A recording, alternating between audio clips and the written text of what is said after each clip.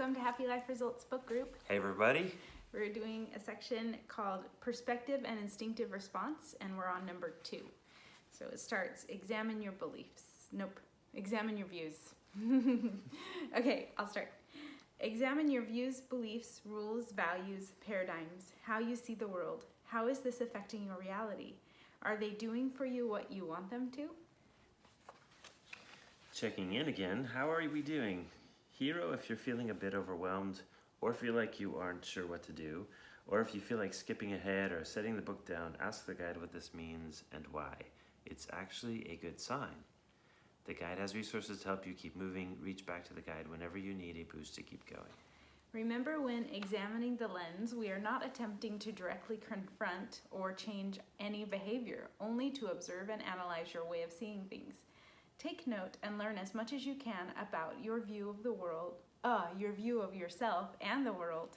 This awareness will be useful in the next lessons. Okay, so before we start talking about examining your lens, I wanted to just talk about what we didn't have time for yesterday, and that was about the limbic training. So thinking about what kind of training you received as a baby and how it affects you today. So I'd like to kind of talk about that.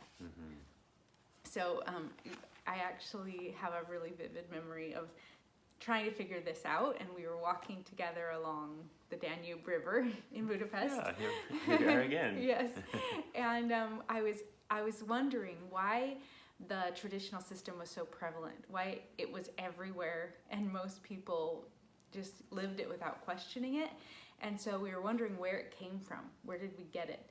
And we're like, what do we all have in common? We're like, well, we were all babies. We were all babies at one point, all of us.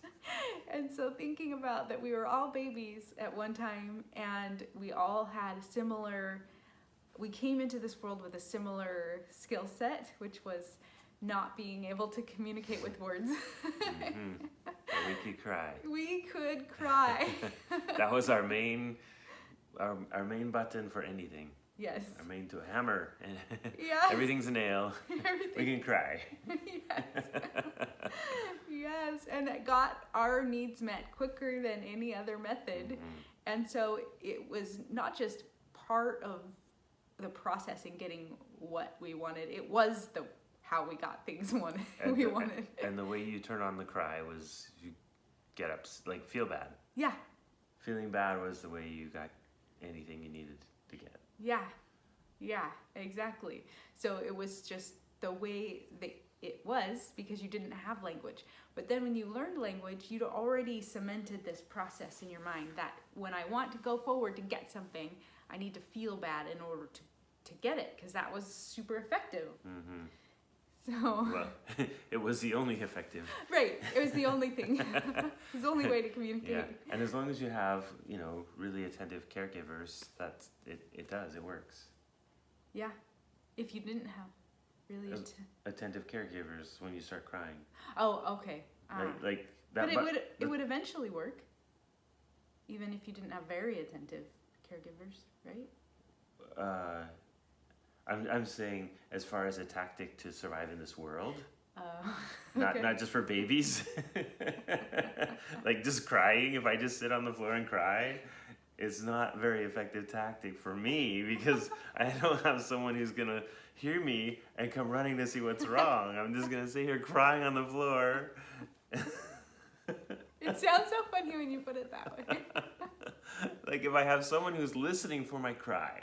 That's what I meant by an attentive caregiver, someone who's... That's the part of the scenario that makes it work. Yes. Okay. If I don't have that, it's not a very effective technique.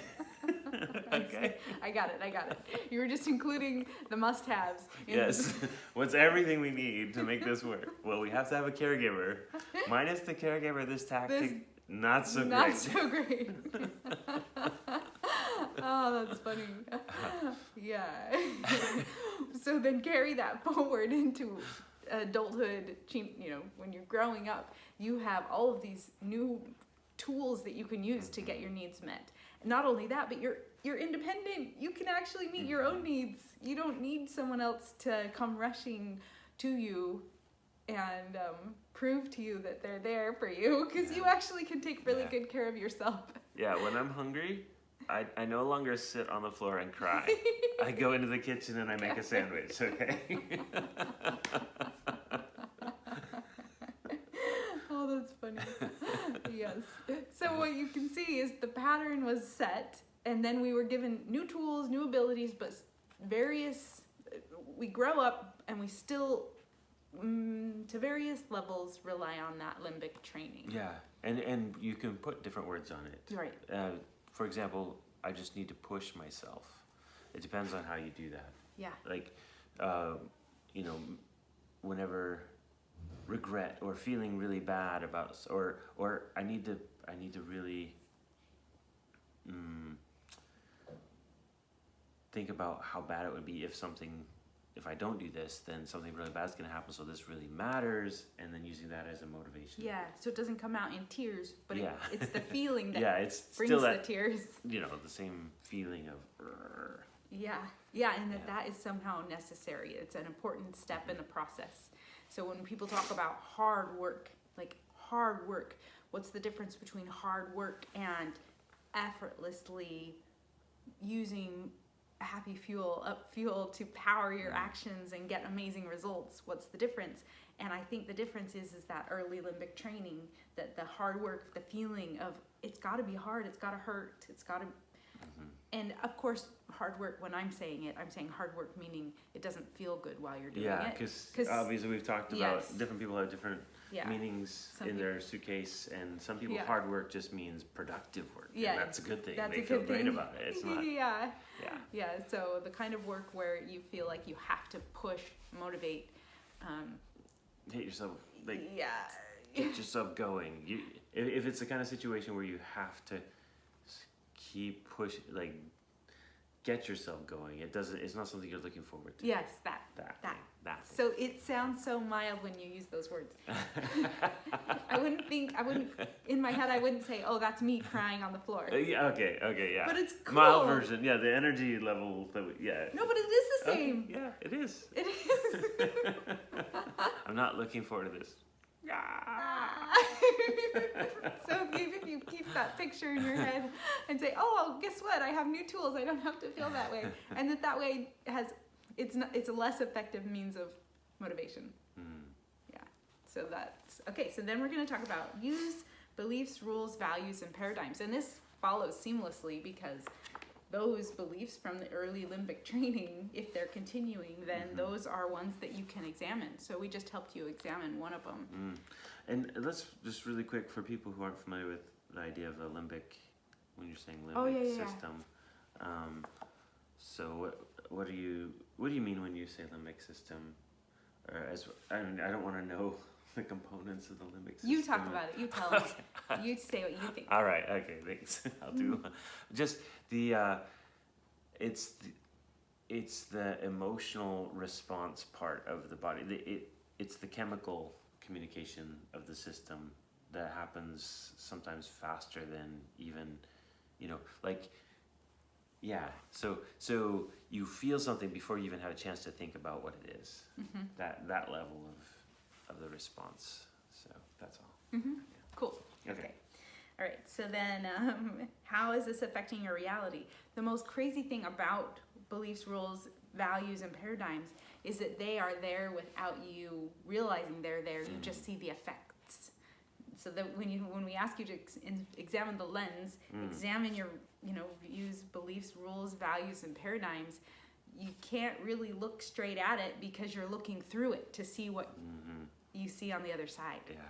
So how do you examine your own lens? You examine the effect of the lens on on your life, really.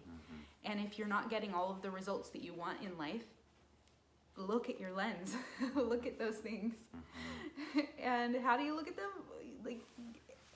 If you're not getting the results you want. I know how you look at them. You ask a lot of questions. I know. You're like, let me pick this apart and ask all these questions and see what I think and pretend I don't know anything and start from scratch and then see where I end up.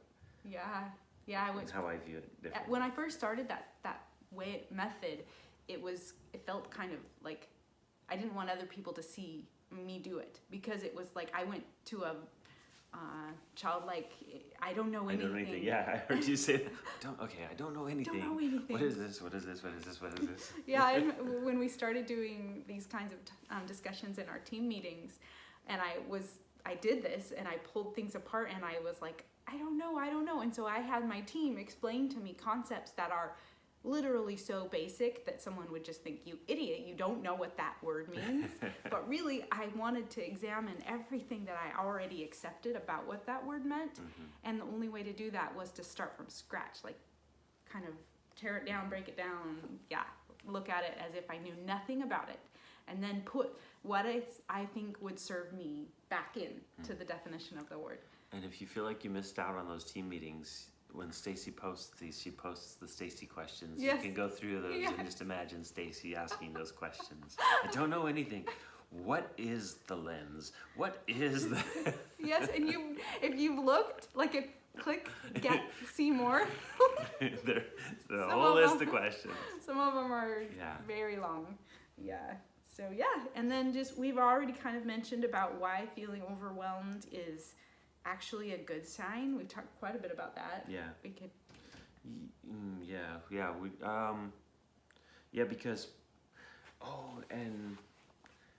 Because you don't want to just stay knowing the things you know and getting the results you want now. And anytime you move into new territory, it's likely that you'll get some kind of new signal. Mm-hmm. So the new signal is actually an indication that you're stepping out of the comfortable territory, meaning things you already feel like you know, and you're moving into the territory of new ideas. So that's actually a good sign. It's a good sign. Yeah, and learning to see it, reframe it so that you keep going. Like instead of viewing it as, oh, I need to stop now, go, oh, I'm feeling this way. Yeah. This means I can keep going. Threat and excitement are the positive and negative sides of the same signal. Yeah. So if you view it as exciting, like I'm pressing into new territory, new ideas, new opportunities, then it won't hold you back. Yeah. Okay, so today was Okay. a long one. It was. See you tomorrow. Okay, see ya. Bye.